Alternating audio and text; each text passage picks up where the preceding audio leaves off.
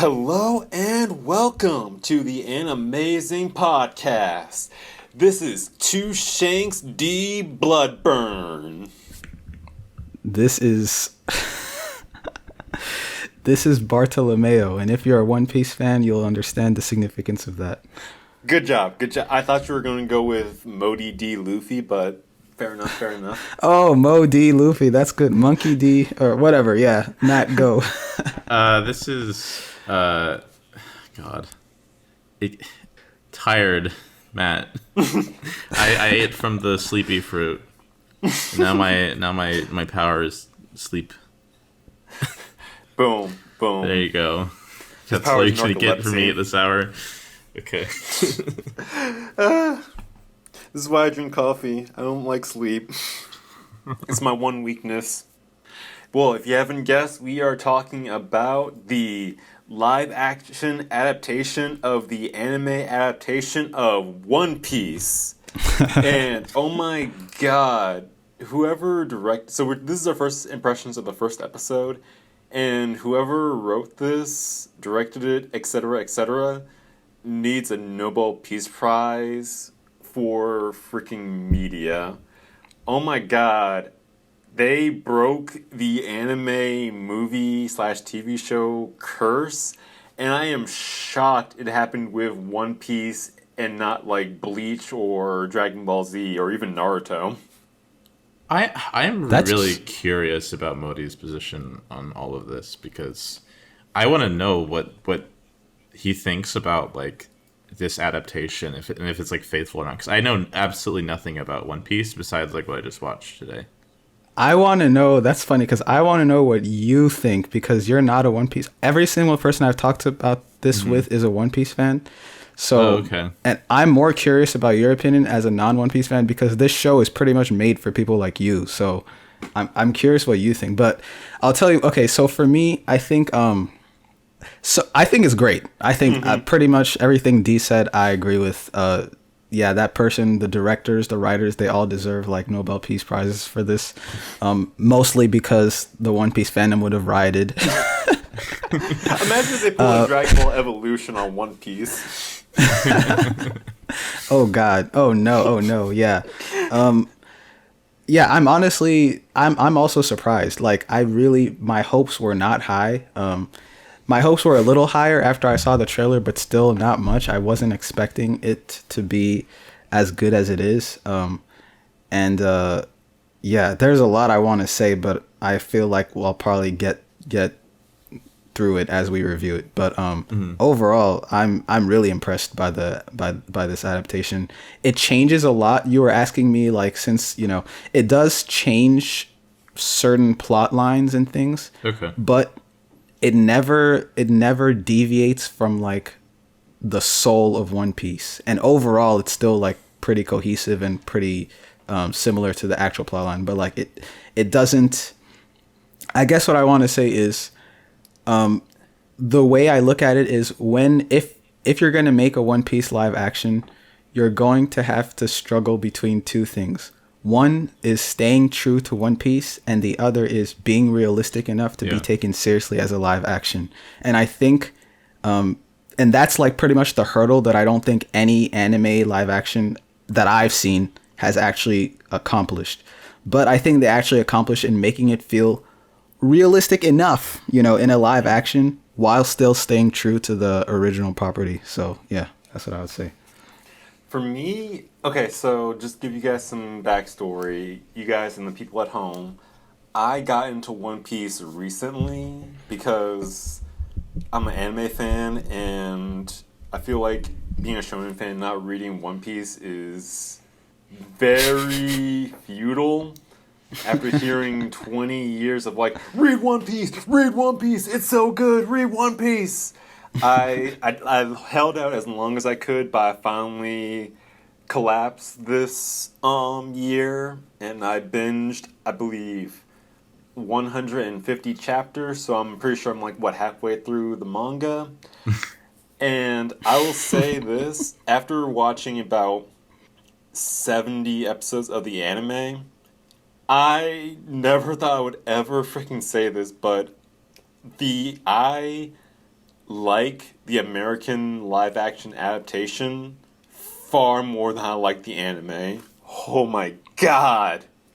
I can definitely see that because there are definitely some things that are just straight up better written in the live action than in the anime for sure. And also more tightly written too. A lot of stuff is more tightly written, so yeah, I can see that. Because that's the other thing. This is something I've always had. I've always been, well, I've been getting more and more critical of anime, especially shonen lately. And I feel like the biggest issue with a lot of like anime is the problem with shonen writing is a lot of times the same people who are drawing it are the same people who are writing it, and the only writers for it. So they have to put like 50% of their brain power into drawing this stuff, and then they have to put another 50% into writing it at most. So, and the fact that there are so many tight deadlines and everything is so rushed, there's a lot of times a feeling of improvisation and lack of planning when you look through stuff like My Hero, One Piece, Jujutsu Kaisen, etc., etc. But what I really like, and my biggest issue with anime is this is a time for a second draft, a rereading of a lot of these scripts. There's a lot more hindsight, but it feels like a lot of times anime doesn't really capitalize on that as much. But that's what I really like about this because A, we have a whole lot of One Piece to draw from. We know a lot of where the story is freaking going. 10,000 episodes, how's that possible?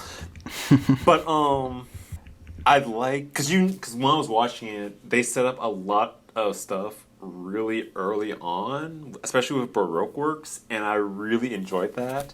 And I like how they were sort of getting the band together a lot sooner than in the original anime.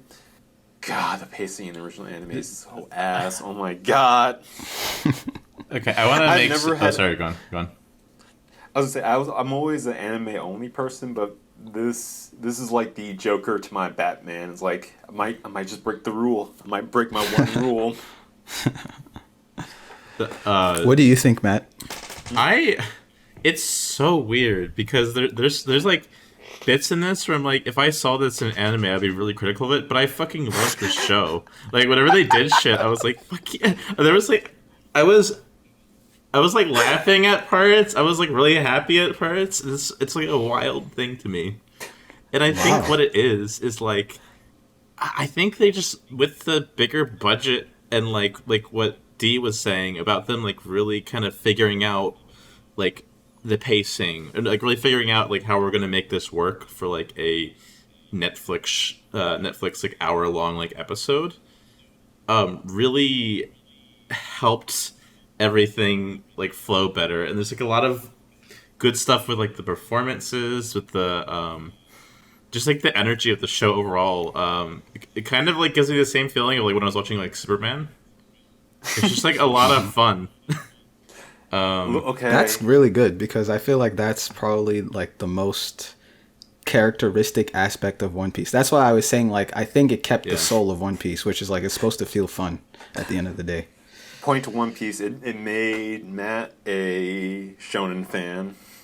The power of it. Honestly, I think all like the shonen tropes work because I feel like the biggest like all the shonen tropes that normally where it's like characters are like doing monologues during like fight scenes or something, or they like get rid of any kind of subtlety. There's like a lot of like stuff in the performances where they let the like actors just be able to convey a character without having to like spell out everything for you. You know what this is? This is anime freed from the bullshit restraints of manga. Because it was like how you're saying when you were talking about Invincible. Like, a lot of anime are married to the manga, and they include all of the random bullshit that a manga needs, but a anime or a visual medium doesn't. Like, you don't need a bunch of thought bubbles explaining a character's power. You don't need, like, large section of the script just to have exposition or people reacting to stuff. Like, they understood that there were weaknesses to manga, and they knew to avoid those weaknesses when adapting this. You know, I actually, sorry, go on. I was just gonna. Okay, so I kind of disagree with you guys, or maybe it was just you, man, who said it. Um, in that about how it's more subtle. I actually think the live action is way less subtle than the manga slash anime in certain ways. I'm not even. Cause I know nothing about the original One Piece. I'm just saying, like, true. compared to like other. Yeah. Because if the anime and the manga could very well be like this, and in that case, it's just like I'm more so praising like One Piece, but even just like the story in general, and the characters are like all like really engaging, and I really like all of them. It's great. Yeah, me too. Okay, now Yeah, we need to have Matt watch the anime now. And we'll finally have someone say, like, man, the live action adaptation was so much better than the animated adaptation. You're going to have him say the words Disney has longed to hear for all of their existence. I think he will. I think he would say that, honestly, because I'm saying it. That's the live action is more to his tastes, right? Like and aesthetics and storytelling, you know. So, and the manga and anime are like super shonen, right? So I will say this about the manga though. I've seen like a couple of panels from it where I kind of like liked the how much they were able to push expressions and emotions with the manga true. that doesn't always like translate to the live action. And I feel like that stuff is really I feel like sometimes missing here, but like that's just because like due to the constraints of it actually being a human being and not like a cartoon drawing, you know. Are you saying Yeah, the 100%. actor of Luffy didn't do all of his stretchy stunts? I ain't even talking Yeah, about well, that. actually- But, like the art style of like the manga is actually like pretty compelling. Like I like it. Honestly, it's weird because for me, I would rather if I could snap my fingers and we would have the entirety of One Piece completed in this style, I would probably pick this version over the manga or the anime. wow. Just because I've never been a big fan of the one. I'm not saying the One Piece art style is bad. Like, I think it complements the manga really well. But I don't know. I just like the way.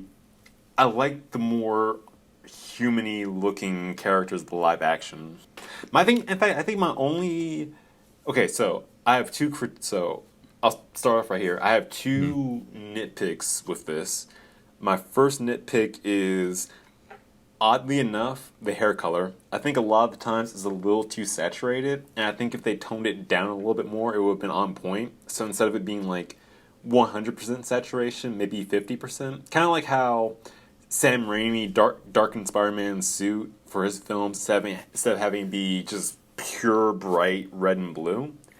And I think, and this is going to sound really, really weird, but I kind of wish Luffy didn't stretch. I kind of wish that instead of him being like full on Rubber Man or Mr. Fantastic, I kind of wish they toned it back a little bit to where it's just like, oh, I don't like my bones are rubber, so I can like contort myself into like other shapes or something. So it's like instead of him just like shooting his arm off like 100 feet, it's like a foot or 10 feet, and it's just about him like. I wanted them to ground it a little bit more because I think the CG for Luffy is probably the weakest element of this show. Okay, I was just gonna ask you guys about that. What did you think about the CG? It's pretty funny. I have like pretty much the same take on a lot of the things you said, and I think it's funny because so this show had like such a high budget. It was like apparently per episode it was higher than like the Game of Thrones. I think it was like $17 million per episode. Jeez. Yeah, insane. And even then, I said this in my review. Oh, I did a review, by the way. Anyone watching, if you want a 2-hour long review of the whole thing, go to my channel, which I'll link in the description. But okay, so what was I saying? So despite how high the budget was, I feel like it should have still been higher because I agree. The rubber and the stretching was still kind of the weakest part. A lot of the CG parts were, and I don't know how. Did you guys just watch the first episode? Okay, Yeah. I did watch the second episode. I really liked the first episode, so I immediately watched the second episode. Oh, So okay, I cool. will say this. I feel like of that 17 million, I'm gonna say about 100,000 went into the CG. Yeah, probably. Like, and you would know too since you work in that. So yeah, yeah. Because I definitely think. I think I heard that a lot of the budget went to building the sets, you know, and definitely. the ships and all that. Yeah, and I guess it makes sense. It makes sense. I mean, that's the but issue. The sets and like all of the practical effects in this are so damn good. Yeah. It makes the CG look so much worse. So what practical effects looked good? I'm I curious. think the sets were awesome. The costume design, aside from like how saturated the hair was, I think a lot Okay, of I the see. like drone CG shots were pretty solid. But as soon as I saw like the him stretching, it took me out of it really fast. Yeah, I can understand that. Have you? I wonder. Well, maybe later on, if you guys watch through the whole thing, you'll see. But I would have liked to talk about the Fishman and Arlong. You know who Arlong is, D. But there's a for you, Matt. There's like a race of fishmen, pretty much. They're like mermaids, except you know, Chad. men, yeah, and bad and whatever, a whole bunch of things. Pretty much, they're not human. And to me, that was probably overall like one of the much weaker parts of the show was like their designs and like you know the effects for them. And I would have liked to know what because other One Piece fans like you can't really trust their opinions. They're just gonna say everything's great. But I would have liked to know because like I don't think it looks too great. So yeah, I guess if you ever do get that far, because they don't appear to like towards the end of the season. So if you ever get that far, tell me what you thought about the effects for the Fishman, because yeah, I didn't really like that either. And yeah, I mean overall, I agree. Like they definitely, I feel like they should. Oh, here's one thing: the snail. Do you remember the snail from like I think it was the end of episode 1, when Garp picked up like was calling, got that call about What did you think about that? In this universe, Actually, what did you think about that? so before we get to that, so back to the whole Fishman thing. So I haven't gotten that far, but I did see them in the trailer. Mm-hmm. And this is gonna sound really weird, but I really like the effects on them that I saw in the trailer. And I do want to preface this as I'm someone who grew up and who really enjoys like cheesy Japanese special effects stuff. So like Godzilla, Power Rangers, Kamen Rider, etc., etc. So my standards, granted, are very, very low. But that aside, I do think like the designs and the implementation of the Fishman are really great. His Gum Gum like rapid punch thing from the trailer, not so much, but I thought Arlong was pretty on point. I liked his design better here than in the manga. On it, we're oddly enough. Okay. It's interesting that you say that because that's actually exactly how I would describe the quality of Arlong and the Fishman. Like it felt like it. Okay, not that bad, not like Power Rangers bad, but like it felt like it was kind of like that, you know, or like maybe. But actually, everyone's going to disagree with me on this. But like how the aliens look in Star Wars in like the prequels, right? Yes. Everyone's going to disagree with me on this, but I don't I don't think they look that good. But anyway, I thought for me personally that was like one of the weaker parts of the show. I think it being a goofy show, and it's like. It's very like it's got a nice blend I think between like being serious and goofy, but I think I kind of like excuse some of the like not the best CG areas. I kind of excuse a little bit just because everything else is like done pretty well, especially the practical effects and the actual sets being there, so they're not just like in a CG wasteland. I think I just have like I'm just used to seeing really bad stuff, especially like with like Marvel and other like live action adaptations who just don't even fucking try. So the like hard work they did put in is like noticeable, to the point where I'm just like, yeah, it's the stretching could maybe be better, but I mean it's Luffy was always going to be a character that I think would fit better with like 2D animation. where you could really like squash and stretch that. But yeah. Oh yeah. Yeah. I'm honestly like really wondering how in the world they're gonna pull off the rest of this series because this is just like 1%, and Dee can probably attest to this because he's like further along. This is just like 1% of how goofy like One Piece can get. Like it can get really crazy. So I'm really wondering how they're going to actually portray a lot of things. Even later on in towards the end of this season, or like towards the middle. Man, I'm not going to talk about all that stuff since we're doing first impressions. But Gear 5 win. Yeah, exactly. Gear 5 is actually a perfect example. I have no idea how they would ever do that in live action. Like I have no clue how that's even possible. I lost my train of thought. I would love to, like, oddly enough, I kind of would prefer to focus on, what was it, Hakai, their, like, martial arts magic system. Hockey, yeah. Yeah, instead of the devil fruits, just because it's such a, because the way I think Hakai, which is just like, oh yeah, you're just buffing yourself up from what I've heard, seems really I feel like- interesting. And it would be a lot easier to sort of pull off, because isn't it just like your skin turning metallic or something like that? I definitely agree. That would be way easier to to pull off.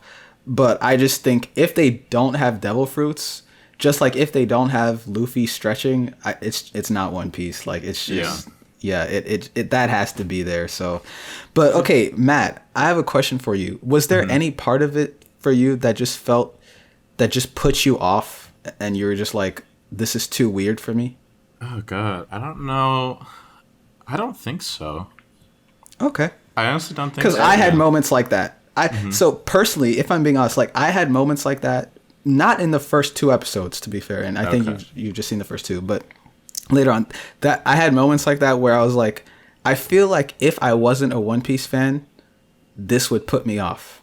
But it's really hard to tell because I'm just like so ingrained with One Piece. So I can hardly even tell what my real opinions are, you know.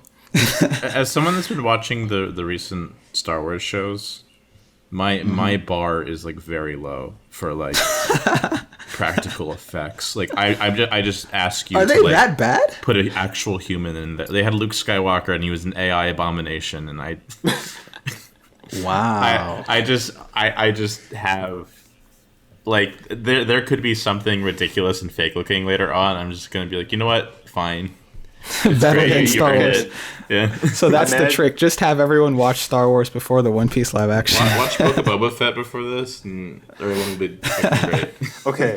Okay, Matt. You just doomed you and Modi because there's a new season of Kamen Rider out, and I was like wrestling with the idea of whether I wanted to force you guys to watch that or not. Do it. I'm down. I prefer cheesy practical effects more so than like lazy CG. Yeah, Fuck that shit. Oh, 100% agree. I'm gonna have to 100%. look up. I'm gonna have to look up examples of lazy CG because I don't think Anything in Marvel recently. Marvel's a really good one because they don't even have helmets anymore. They have nanobots, so the helmets just like magically appear, and the tracking's not even right, so the eyes aren't like lined up with the masks. It's atrocious. Is it like the more recent ones? Because I don't think I've Yes. seen Marvel The since more recent the last ones. Spider-Man. Post Okay. Infinity War. Okay, that makes sense then because I haven't Yeah. seen that. Like, Wow, I might have to Spider-Man- just go and watch watch a Marvel movie just to see how bad the CG It's is. so funny Just watch more. how like a technical Marvel Thanos is, and then for them to immediately go to like fucking Doctor Strange and Thor: Love and Thunder and Quantumania. Oh my god, the animation in Quantumania. Just like the floating like head in Yeah. Love and Thunder. Oh my god! I thought that was a shit post when I first saw it. hey, pay your VFX. Hey, Disney, pay your fucking VFX artists, please. Hey, VFX It's not that hard. artists. Hey, VFX artists, unionize. Unionize. That's what they're doing right now. Fucking do it. Yeah, thank you. God. Everyone will thank you for it. What did you guys think about the acting performances? Okay, so Ooh, I okay. like. Okay, this is gonna sound really weird, but I thought Okay, so I'm gonna start off with Luffy. I thought he was giving a kind of weird performance, but I appreciated the weirdness, and it's weird. It's weird because it felt a little off to me, but I felt like that was the point. Like Luffy is supposed to be like this really huge eccentric character, and I think him playing him kind of awkwardly like that adds a lot to it. Like when I see this, like when you look at like a lot of like superhero films and stuff like that, especially with Batman, you have actors who are like a version of the character. So like Christian Bale is a version of Batman. Joaquin Phoenix is a version of the Joker. Where you have like actors like Robert Downey Jr. who is Iron Man. Who you have like Ryan Reynolds who is Deadpool. I am willing to call this actor Luffy because, yeah, it isn't like he isn't like a one for one version of the actual anime character, but I feel like this is how that character would actively act in like a real world like sort of form. Okay. I liked go on. Zoro a lot, and I definitely liked Nami. I love the Iron Jaw guy's son in this a lot more than I did in the manga. And I really liked Kobe. I wish he was like a permanent version of the crew. Because that would be a really fun character of him like finding out that the Marines are like super corrupt, and him being like the straight man to all of this weirdness would have been really fun. Well, I mean, that is what's gonna that is what's happening, right? Sorry, Matt, you were gonna say something, but yeah. Anyway, yeah, just go ahead, Matt. Go ahead. I think the reason why Luffy is kind of more off-putting than all the other characters is because Luffy's design is like a little frog man. Like he's so cartoony in his design compared to all the other characters that like I think if I can like Doctor Strange the millions of universes in which like an actor plays Luffy, I feel like this is like one of the better ones, you know. Oh yeah. I feel like the actor like this is like this is probably only the other like only ways to do it without like fully just making him like a cartoon character, and just having this big old like smile like on all or like his like a mouth just taking up his entire face like I really agree. You think you think a deep faked Jim Carrey or Nick Cage could pull it off? No. Yeah. He's a little boy, man, not a Nick Cage or a Jim Carrey. But yeah, I agree with you guys. I think Luffy is actually, it's not just Luffy. Whoever the casting director is, I'm actually going to look up their name because they deserve to have their name inside my brain, okay? Because almost every single choice was so spot on. Luffy, Zoro, Kobe, Nami, Sanji. Well, yeah. I could just go on. Really, really, really good in terms of appearance and like energy and personality and that type of thing. They got their casting terrific. In terms of acting performance, I thought in terms of like the main crew, and actually for even compared to most of the actors in the whole series, I think Nami was really top notch. Like she's such a good actor. Like really, really good job. And then the one person I have above Nami, and I don't think you got to it yet, D, is Buggy the clown. Oh my Thank God. He is. I did not expect. It's so funny because when I saw the trailer, I was like sure that I was gonna hate him, and like because I just didn't like the way he was portrayed in the trailer. But he stole the show like for this whole thing. I'm shocked at how good Buggy was. Like, and I'm kind of sad because I know canonically he doesn't show up again for a very long time after this season. But I feel like he did so good, and they put him into a lot of more scenes than they really should have in season 1. So I feel like he might show up even more later on, and I hope he does because man, Buggy was so good, man. Great, like that's just such good acting. I'm definitely looking forward to him like acting off of Shanks in the future too. Oh my God, that's gonna be so good. Oh, that reminds me. What did you think about both of you? What did you guys both think about the Luffy's flashback scene? Because that is one of like the most famous scenes in One Piece that like everyone loves is the flashback with Shanks and the scene with the bandits. Especially that one scene where the bandits they take Luffy hostage and then Shanks the guy on Shanks' crew shoots him. Yeah, yeah. What did you think about that? Because it was done differently than in the manga, but I think it was like just as hype as it was in the manga. So I'm curious what you guys think about that. I really enjoyed it. I love the actor who played Shanks. Again, I wish his hair was like. This is coming from a person who simps for red hair for all of his characters and everything. I wish it was a little less red and lean Agreed. more towards black. Which is okay. This is such a weird thing for me because my biggest complaint with every single adaptation I see is like, why isn't his hair blonde? Why isn't his hair brown? Come on, dude, dye his hair. God dang it! And now I'm just like, they could have toned it back a little bit, but I enjoyed the flashback. I thought, okay, one thing that did take me out is how, like, crazy kid Luffy was trying to, like, stab his own eye out. But aside from that, I thought it was pretty nice. I like how they designed the, whatchamacallit, the Gum Gum fruit. Mm-hmm. And I definitely think the whole, like, him swooping up, like, the broken glass and everything was a really fun shot. Oh, that's right. The part where they fuck shit up happened in episode 2. I forget about that. Mm-hmm. They paced out the flashback. Oh, so they didn't complete the flashback? Oh, yeah, they didn't complete it in episode 1, did they? Yeah, okay. So, but they did he hasn't show even got that scene yet.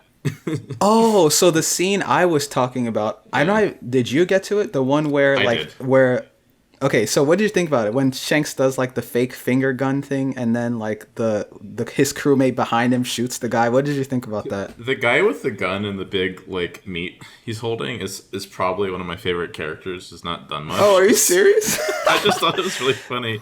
But also, yeah, the entirety of that scene was really cool. I like that, especially like with the payoff of, because I also think it speaks to like kind of why Luffy, like the way Luffy acts too, where it's like you can like bother me all you want, but the moment that you like threaten somebody else, I'm gonna fuck you up. Yeah. I just like really like that moment overall. I think I did miss like when they escaped. Like I don't know. I don't remember when that happened. Like escape what? Oh, when the main guy took Luffy out into the boat. Oh, okay. Wait. So you did see that, or you didn't? I did see that. No. But I think like I think for me, I was like, wait, when did that happen? Because they were like fighting them, and then yeah. Okay. Yeah. That's true. Even in the anime, they don't show that where like I mean, in the anime, it kind of like it's easy to suspend your disbelief because characters just appear and disappear out of nowhere. But yeah, I see what you're saying. Yeah, that's true. But other than that, I really like those flashback sequences for him. Yeah, good job. Yeah, I think the flashback, not even just Luffy's flashback. There will be more that you guys will see with the other characters, but that's one of the ways where it's very clear how good the writers are, in my opinion, because like it was compared to how it's done. Luffy's flashback not the same because in the manga it just starts off straight. It just goes straight into Luffy's backstory without like you don't even see him older, and like the first chapter is just that whole flashback. But for the other characters, I like how they intersperse the flashbacks with even in this they intersperse the flashbacks with the present time, like, and they make it relevant to whatever's happening in the present time. Like I think the flashback started with like Kobe asking Luffy like I don't know, he was like pirates are terrible, I hate pirates, blah blah blah, and then Luffy's like, well, not the pirates that I know, and then it goes into the flashback. That's like really, that's just like solid writing skill right there, huh? I was about to bring this up. The problem, like the way that this show handles flashbacks is a lot. Like I know normally that's a critique of mine is like, oh, anime flashbacks, but like they actually put it in areas that serve like a narrative purpose or like naturally flow into it. Both like visually with the transitions, but also like with what the character is like. It tells us something about Luffy right before he does it in the present. We get to see like why he does it. So they actually like serve a narrative function, and that's like makes it even cooler because they could have just done this all at like the beginning of the show before the like whole thing started, but they like purposely like split it up into like pieces so that we can like figure out Luffy as the current plot is going on. That's cool. Yeah, totally agree. Yeah, I think I think they just did a really good job with that stuff. I think they took a lot. They made me realize faults in One Piece, pretty much. You know, like because they did some stuff so much better than I'm like, you know, there's no reason the manga or anime couldn't have done it like this. You know, so yeah, especially for like the anime because you have like foresight, you know, like you already have a version of the script and you could go through and polish it up a little bit more, not change it, just like tweak it some more. Well, I could see why the manga wouldn't do it because you can't have those quick snappy cuts and transitions like I mean, I guess you can.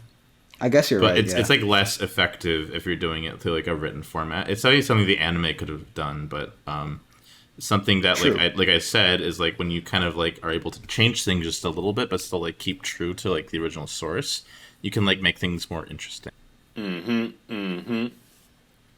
I also really liked if we're talking about writing, like the humor was really good too. It's definitely not the same for the most part as like the One Piece humor, but it's still really funny. Like there's just a lot like there is that one part when they were sailing away from Alvida's ship after it got destroyed, and then Luffy's like, "Don't worry, I'm stealthy," and then the ship blows up in the distance. Hey, that was very stealthy. Okay, my favorite joke. Sorry, go on. I was just gonna say, for Luffy that actually is pretty stealthy, but yeah, go ahead. My favorite joke is when when Zoro gets free and like confronts the sun, and he's like, "Oh, I got something like much worse in plan for you." And the next time we see him, his hair has like a really shitty haircut, and then Zoro just kind of like smirks. It's like it's so funny to me. You want to know why that's even better? Like if you're One Piece, like this is what I'm saying. Like it just does stuff better because in the manga / anime, he just has that hairstyle. He just has that weird, funny hairstyle, right? Yeah. But in this one, they made it so that Zoro. It's so good. It's so good. It like I love it. Or even subtle stuff like in the part where they're like all three of them happen to be in the bar, and that one guy flirts with Nami, and Nami's like, no, too tall. And I was like, because that's initially you're like, oh, okay, so she just has like a thing for like a certain height, right? But it's like, no, she was just like trying to gauge like a uniform that she could wear. Oh, I didn't even realize that till now. What I took away something really different from that scene, and that's something you can only take away if you watch One Piece, because in the anime, the Marines are like, they're all, unless you're talking about like the top Marines like Axe Hand Morgan or like the main characters like Kobe or Garp, right? The Marines are all bots. Like you never see them as like individual people. They're all always doing the same bot thing, right? This is the first time ever that I actually saw the Marines as individuals, with that one Marine going to ask Nami out. I was like, wait a minute. He's a person? What? That's crazy, you know? That blew my mind. But it's like so many stuff going on at once. Like it's like that's such a way, like that makes you go like, oh, that's why she was like looking for a short guy, because you thought the thing originally, but it's like, oh no, she's just trying to find someone who has the same like body type as her, so she could take their uniform. It's great. I didn't even catch really that. That's crazy. I also really liked it too because you kind of see where she's going with it before, even like as soon as it starts. Because when I first saw that, as soon as he said too tall, the first thing that went to my mind is like, okay, she knows that he can fight back a little bit better than someone shorter, so he's a much harder target to take advantage of, and I really enjoyed. I like that whole. I like the fact that I was able to read that so soon off that character. Yeah, I mean, I didn't even catch that, but yeah, that makes me appreciate that scene even more now. The part where Zoro the whole fight where he like puts the sword in his. I'm sure this is like all like normal for you guys, but that shit was. It's like such a good blend of that is so fucking ridiculous, but so fucking cool. Right? I know, like, right? Fighting with a sword in his mouth. It's like that is absurd, but I fucking love it. Oh my god! I'm like, this really does need a Nobel Peace Prize. This is the weird thing. I feel like animated characters acting like humans is alright, but when human characters start acting like anime characters, you can make that so unbelievably hyped. Yeah. Oh my god. Yeah. I mean, it's so funny that you say that, Matt, because that like excitement or like that shock of like, oh, the third sword, right? I haven't felt that literally in 20 years when I first watched it. And it's like, it's true. Yeah, it is. You're right. I wasn't surprised by it at all. I was just like, but like it is true. Like, it's so cool how he has a third sword in his mouth. I swear to God, if you saw that in the anime, you have rolled your eyes really hard. Though I feel that in my soul. Well, here's the difference, though, between this and because I feel like the show earned that moment because the entire time, like it's like building up to it. It's like, why the fuck does he have like a third sword? And he's like hyper like competent, and he's like, we get to learn more about his character. So the moment that we actually get to see him like put it in their mouth, like, oh fucking shit. Yeah, I also really like how they had Luffy also like be curious about it, because I don't think that, I could be wrong, but I don't think that happened in the anime, where Luffy is like just sitting there on the boat with Kobe like, well, I wonder what that third sword's about, right? And then when he puts it in his mouth, he's like, oh, that's where it goes. I like that moment a lot. That was really good. Because that's probably what everyone's thinking too. Like for me, I wasn't thinking that because I know already, but like I'm sure that's what everyone's thinking. Oh, that's where it goes, you know. So yeah, that is pretty cool. Speaking of Zoro, I just want to take this moment to make an announcement, which is that Zoro is never ever going to escape the racist allegations, okay? He's not, because the very first person that he kills when he's introduced in this series is an innocent black man, okay? Zoro, I'm sorry, at this point the evidence is overwhelming. He's racist. It is what it is. He didn't even try to like go non-lethal either. Like all the white characters. Yeah, he sliced them in half. No mercy. Does he go that? He doesn't go that hard on anyone else. And he puts him in a bag, no less. Like, yeah, he just disrespectfully drags him in a bag into the bar. Like, damn, Zoro. Like, and meanwhile, he's like knocking out all the like other people. Like, he's hitting him with like the end of his sword instead. Yeah, exactly. That's so. Yeah, like, yeah, it's over. Like, it's over. The jury's in. The jury's in. Zoro is definitely 100% confirmed racist. Yeah, Luffy can fix him. He can fix anybody. Yeah, Luffy can fix him. Yeah. I mean, I feel like Usopp's gonna be the one to fix him too. Yeah, maybe. It's such a fun thing because this is just like a thing in One Piece. I'm sure it's like similar in the manga and the anime. I just like love Luffy just being extremely and like obnoxiously to the other characters like positive and like supportive, that like makes them also like begin to like appreciate themselves and like actually like begin to like him. I like that whole dynamic the show has going on, that like even all this like terrible shit happening, he's like got a smile on his face. And that's normally like a thing with like shonen protagonists that I feel like this show like explores a lot more than like other ones, which is like, oh, this character is a certain way because we need him to be this way. Whereas like that seems like what this show's like all about. Again, foresight's a bitch. Like, you can plan, you know what's going to happen, you can plan stuff out, you can polish the writing. Yeah. That's the thing too, Matt. Like, you have no idea like how much stuff, like the fact that they introduced Baroque Works. You don't know what Baroque Works is yet, no, really. I don't. But the dude who the innocent black man who Zoro killed, he was from Baroque Works, and that's something that you don't get in One Piece until like 100 chapters in or something like that. But it's very smart, and it's not just that. There's a lot of plot lines that they introduce way earlier on, and they set up way earlier on in the very beginning in season 1. And I think it makes sense. It's it's like that's like the advantage of having foresight, like Dee said, because you can set up like the most entertaining storylines as soon as possible to get people as hooked as possible. So yeah. And then there's also a bunch of Easter eggs and things like that. Yeah, it's really I'm surprised they didn't try hinting at Hakai sooner in those two, since they went all the way for Baroque Works. But I feel like that's they did. Further. Oh, they did. in the flashback, Shanks used hockey. Like, so when oh wait, you didn't get there yet. You're only at episode 1. But in episode 2, when they finish up Luffy's flashback, you know that moment when Shanks goes to save him from the Sea Beast, right? And he tells the Sea Beast to get lost. Oh shit! Yeah. So the reason you didn't know that was a hockey moment is because this is actually, in my opinion, the biggest retcon in One Piece, because everyone has talked about this for years, which is that if Shanks was able to use hockey, I'll explain hockey to you, Matt. Hockey is like an extra power in One Piece where there's 3 different types. There's one type where it lets you literally just through the power of your will, you can overwhelm opponents and like make them scared. You can make them faint. You can make them run away, things like that. There's another one that's observation hockey, which is, it just makes you very good at observing your surroundings and being able to fight and avoid things and stuff like that, and even see the future in some cases.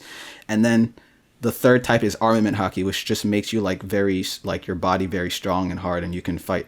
But anyway, so this is something that's not introduced until way later on in the series, like halfway through the series, right? And then we learn later on that Shanks is able to use hockey. Hockey is something that only like the top tier people in One Piece can use. So everyone wondered, once we found out that hockey was a thing, right? Everyone wondered, well then if hockey's a thing and Shanks can use hockey, how did he let that sea beast like eat his arm off? Because anyone who can use hockey should be able to avoid that, right?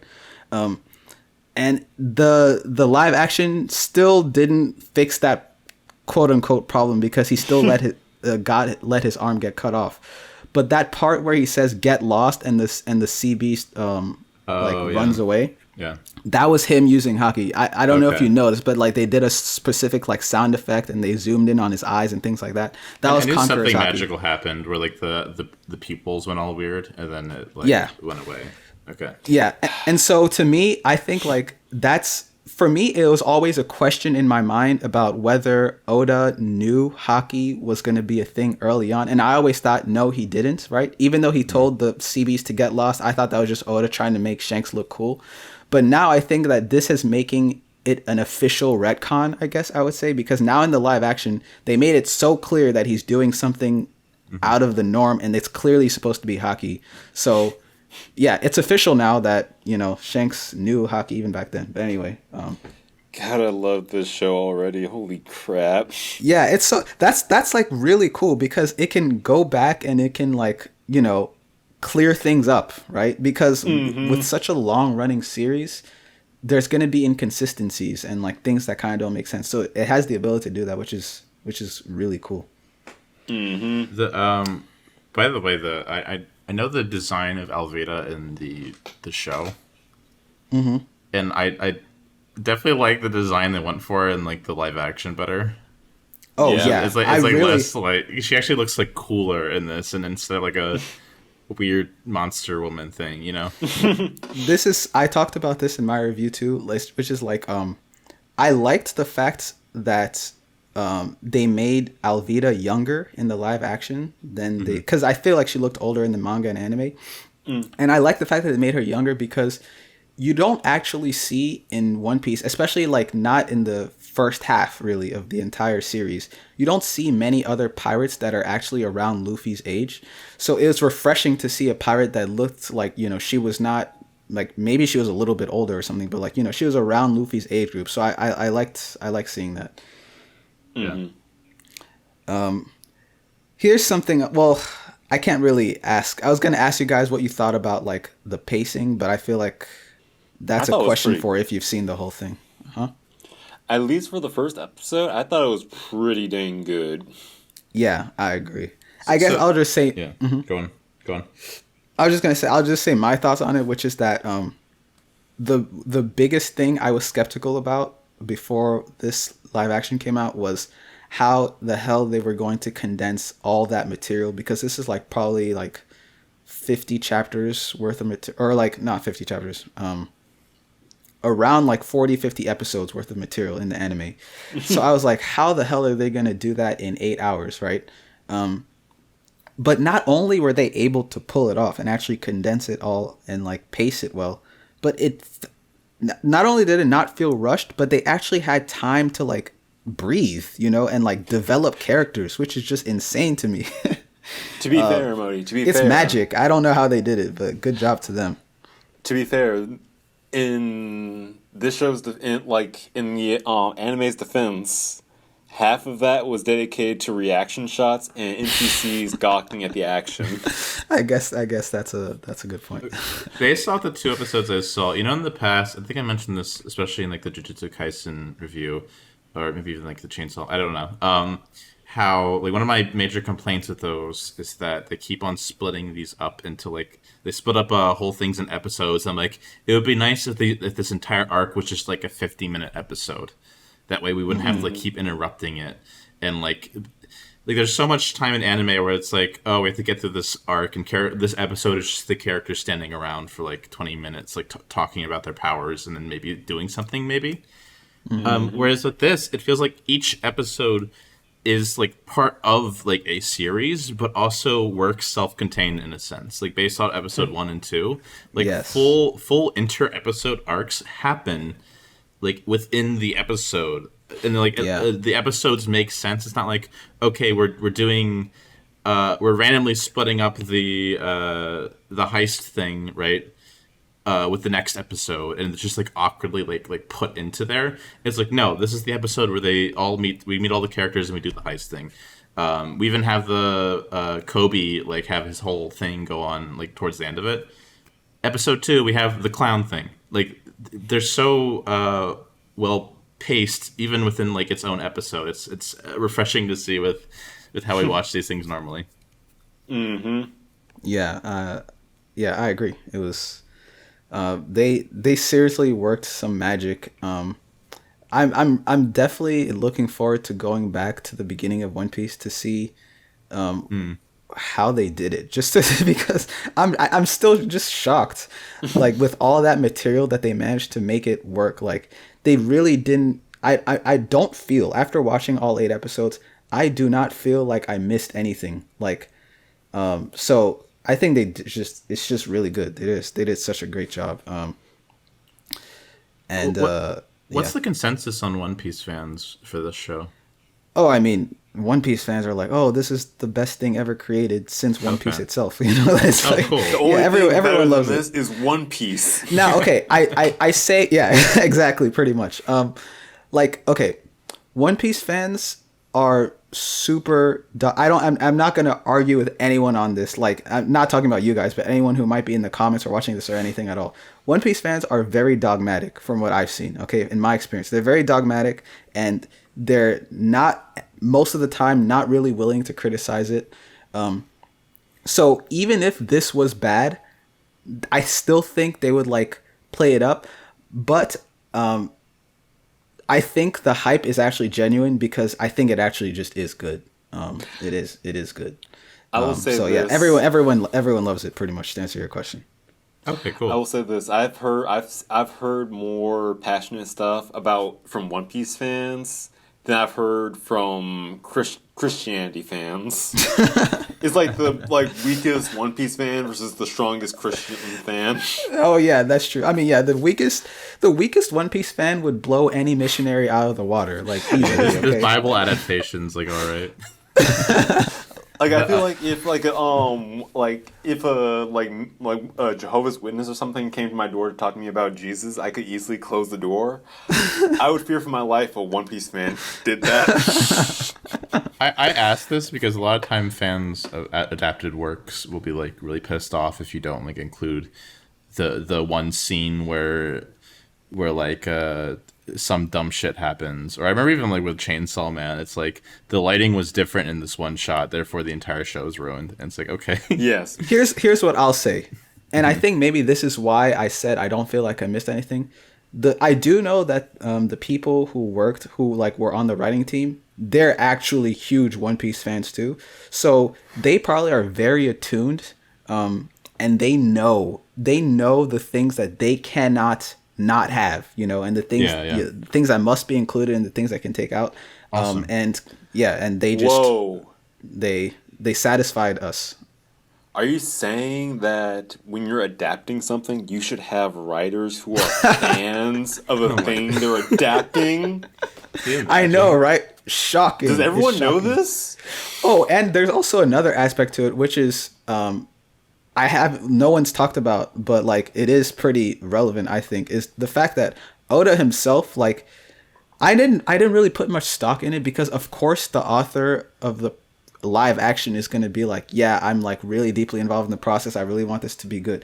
But like throughout, like for the last 2 years, we've just been getting like, you know, updates and stuff. And he's just saying like, yeah, we really want this to be good. Like there's stories about how he would have them like, they would send things to him and he would send them back and he would have them reshoot things. And like, he was like, apparently he was like, just like very strict about it. So of course, no one is going to know what the fans want more than him probably. So probably a big part of it, aside from the writers, is probably also him just being so involved and like not, because it was also very clear that he was aware of the stigma about live action adaptations and he really didn't want that to happen. So here's the thing though, Modi, that might sound obvious, but there's so many like adaptations where people just like the completely ignore the creator and like they never even they'll like send notes and then it's just like completely they'll be afterwards be like, yeah, all of it was completely ignored. I had zero input on this like movie. And like it happens like more often, especially like historically, like it happened with the Dragon Ball Z movie. True. I guess that's true, yeah. Yeah, so yeah, I guess overall, yeah. I'm glad you like it because I was very curious about what non-One Piece fans would think because it's very popular. Even I'm pretty sure it's like it's beaten like I say beaten. It's just like it's gotten just as good as what's it called? Wednesday and then like Stranger Things season 4 and I think it's like #1 in like 84 countries. When I see those stats, I'm like, okay, that's just One Piece fans showing on. That's just what One Piece fans are going to do. There are enough One Piece fans for that to make sense. I don't know. I really can't tell because I'm just so much inside the bubble. I really can't tell what people think of it outside the bubble. So yeah, okay, I will say it's good to know that you like it. Yeah, no, this year's been so good for like film and video games, just all of that. Yeah. There's just been so much good shit this year. But yeah, sorry, go on, D. I was going to say, unfortunately, I think this is bad for One Piece. Because think about it. When the Dragon Ball Z movie came out, it bombed so horribly that it made the creator go back to working a weekly Shonen Jump series. Like, if this, like, could you imagine how much of a motivational boost this would give Oda if this was just that's crashed? True. You could have been getting 2 chapters a week instead of just 1. I know. You could have had Gear 5 God form. Come on. Now he's just gonna be like, all right, I can stop here, and the live action can take it from here. I can coast now. Pull George R. Martin. Yeah. Yeah, I hope Oda's happy with like the attention this is getting because I know for me one of the biggest barriers of watching or like involving anything in One Piece because I was curious about One Piece, but I feel like this is a very good access point for people like me who are like One Piece is like a million.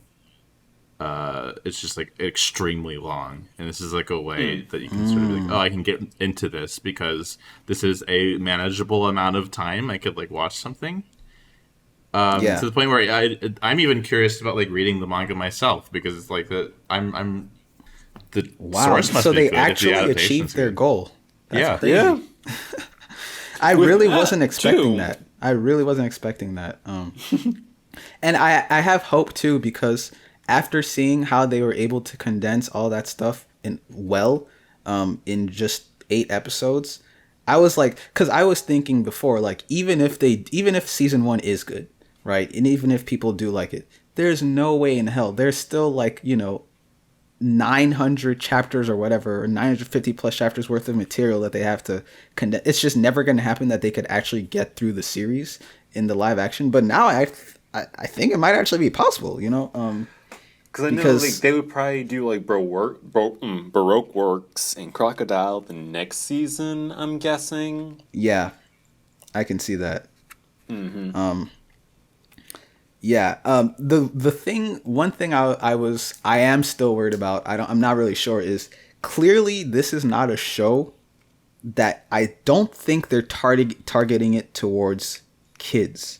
Because No. if they were, they wouldn't have like all that gore and like the nudity with Helmeppo, Oh yeah. and the drinking and the smoking and all that.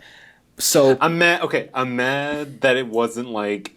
I'm mad they specifically mentioned that barrel Luffy was in was a fish barrel.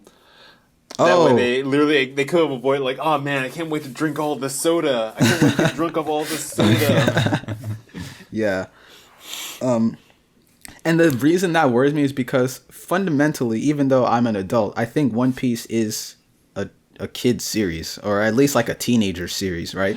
So To be fair, One Piece is a Japanese kid show, but I think it's a American adult show. I think it's Okay, so this primarily is for what- teens, right? Like a lot of mangas for teenagers. No, like Oh, no? shonen is for young kids. Okay. Well, okay, I would say this when I just remembered that specifically Oda has said in the past that the main demographic that he keeps in mind when writing One Piece is he specifically said I want to write something that I would like when I was 15 years old, like for a 15-year-old boy. That's like specifically what he has in mind when he's writing. He wants to make 15-year-old boys happy. So I guess You don't say. yeah, I know, right? So I guess maybe what was I gonna say? I guess the reason I was just worried is because if you have a show that's clearly meant for older audiences, I don't know if 15 is in that range. Maybe.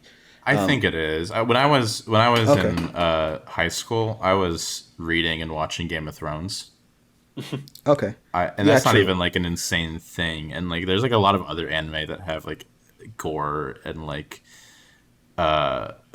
essentially nudity that like a lot of Soul Eater. teenagers fucking love. Okay. So And then, I think this will appeal to that, and I think it. I don't know if it has, but I'd guess that it would. all right. Then I mean, I guess it's perfect then because like the main thing I was worried about is if it's gonna have all those mature elements.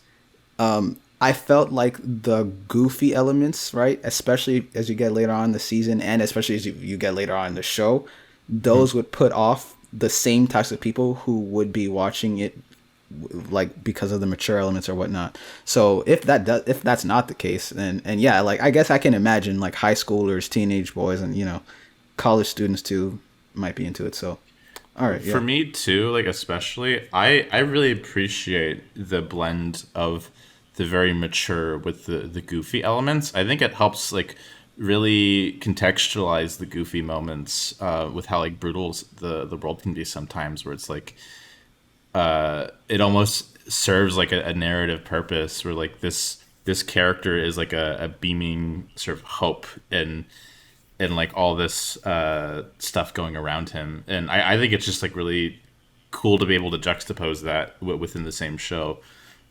Wow.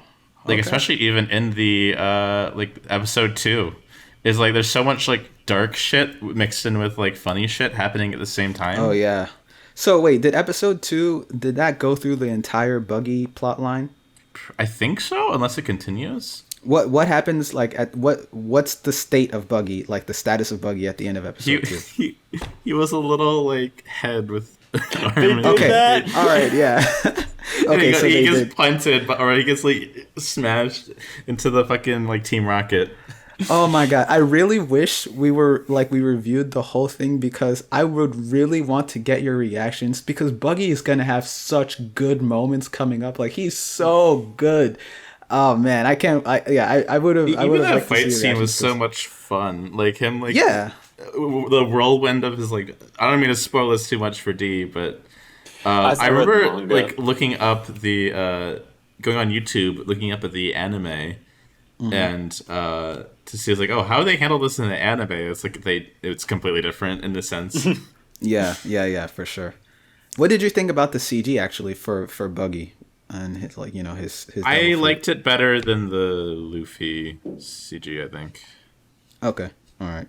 That makes sense. I think the idea was so cool that even if there was parts of it that were like off-putting, I think I was able to like shove that aside because the action, like the way it was utilized, might have made up for any like technical shortcomings. Okay. Because the action was very compelling, especially when he's like, Sora was like slicing him, and it's like coming up like apart before anything happens. Yeah.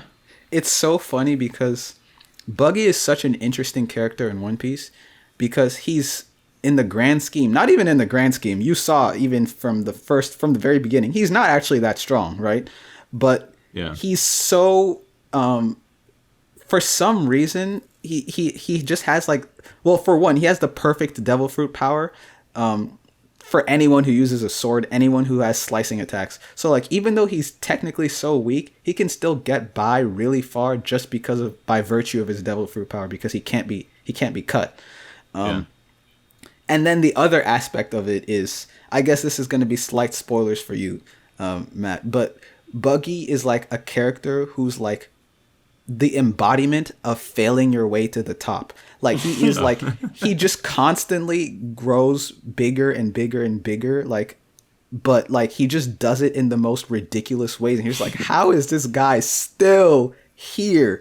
And it's interesting because in the anime, it's kind of like Buggy's rise is treated as a gag. But in the live action, Buggy actually is like, feels more cunning, right? And there's there's more darkness to Buggy, definitely, I would say, in the live action. So I'm curious to see how they're going to do that going forward. Like how they're going to show how the way that he amasses power. It's going to be interesting to see that. Yeah, that sounds interesting. Yeah. It's definitely a character I'd like to see more of. Because I think he's definitely a highlight in the 2 episodes that I watched. I even like the whole idea of like, we have pirate clowns. That's such a fun like little thing. Like, and just all the people that are like forcing the clap. It's so interesting, seeing the things that you notice about One Piece, like, or about this live action, because to me, when I'm watching it, I'm just paying attention to like the technical aspects, and like I'm wondering, like, are people gonna be on board with this? That's why I was asking about the CG, and all that. But there's just I forget that, like, if you're watching the One Piece live action and this is your first exposure to One Piece, there's a lot of interesting stuff about One Piece itself and like just like the world and the story that would just hook people, even just based off that, putting aside the technical stuff. So I think even like his nose being his actual nose, it's such a I love that. and I feel like it's such a great thing because I saw his design in 2D, and that might be the case in 2D, but when it's in live action, it's like also gross looking. So yeah. It helps like sell it a lot more, and that's like one of the advantages you can get of like some of the more, or even like Luffy swallowing the map and it being all like gross. Yeah, I love the Nami being like, ew. That's like, another thing. It's such like a subtle response. But like, yeah, that's hilarious. Go on. I was just gonna say that's another thing about Buggy that I really liked. This is a difference from the anime, which is that in the anime, Buggy. I guess we're getting into episode 2 territory now. Sorry, D. Yeah, sorry, D. But but you know what happens anyway. But yeah, so in the anime, Buggy's clown show, like his pirate crew, they play it straight in the manga and anime. Like they're legitimately on board with the pirate theme, and they're like, yeah, we are the Buggy Pirates, right? And I thought, like, I feel like if they did that in live action, it wouldn't work, right? And so I'm so relieved that they went the angle of like Buggy is like this egomaniacal, narcissistic manipulator, making the village people sit in his tent, clapping at his show, making his crew members dress up as clowns and like, do clown themed things and like, applaud him and stuff like that. in the anime, all of that is played straight, right? But in this, like in this, it's like you can tell that everyone's just like, this man is like, inside, everyone's just like, this man's insane, you know. It does a lot for his like. It does a lot of character talent, like character. Like, it tells you a lot about his character without directly telling you about his character. Just like the way that other characters treat him, and I think that really adds to him. Yep, 100%. What are you gonna say, D? I know. I was just commenting that they made him into the freaking pirate Joker. yeah, like that like his performance was it reminded me a lot of the Joker, but it wasn't too much, which I liked. Like, he didn't lean too far into like the Joker thing, and I think it's just really good, man. Like, that actor is like, seriously, he deserves an Oscar, a One Piece Oscar, because he really, like, I was not expecting at all. Like, Buggy is not by any means one of my favorite characters in One Piece or anything, but like in the live action, he completely stole the show for me. He's really good. Okay. Anything else? I don't think so. I mean, I probably do have a lot more, but yeah, it's. I think I'm good. I don't think I have much more to say. How'd you guys rate it? I would give episode 1 a 9 out of 10. Honestly, maybe a 10. I want to give it a 10, but I feel like there's probably some things I could find wrong, so I'll give it like a 8.5 or 9 out of 10. I thought it was really good. And just to speak on the show as a whole, I seriously did not expect. Like, I thought that even if I thought I was planning on just watching the first 1 or 2 episodes, and I thought I would think, okay, it's good, but I didn't think I would want to continue. So it seriously exceeded my expectations, because not only did I continue, but I just like completely blitzed through it. I think, anyway, I'll stop here, but really good. And I definitely would give this a solid 9 out of 10. I think the only things that really held it up for me were the stretching CG and the hair colors. Agreed. I'm just like in hype mode from this show, so like I might be like a little bit more critical as like it goes on, but like this is a really good adaptation. Makes you really like appreciate and curious about like the entire world of One Piece, and I'm gonna like give it a 9 out of 10 as well. Dang! Wow, the first time we all three of us like had the same exact score. Yeah. Damn, that's the power of One Piece right there. Yeah. Yep. Amen. All right, can we get much higher? Yep. So that's been our first impressions of the One Piece live action. Thanks for watching. Next time we will be watching the show. I think we'll be doing Jujutsu Kaisen next time, and we still also need to do Superman. Oh yeah. So So thanks for watching, and see you next time. Bye. Bye. Bye.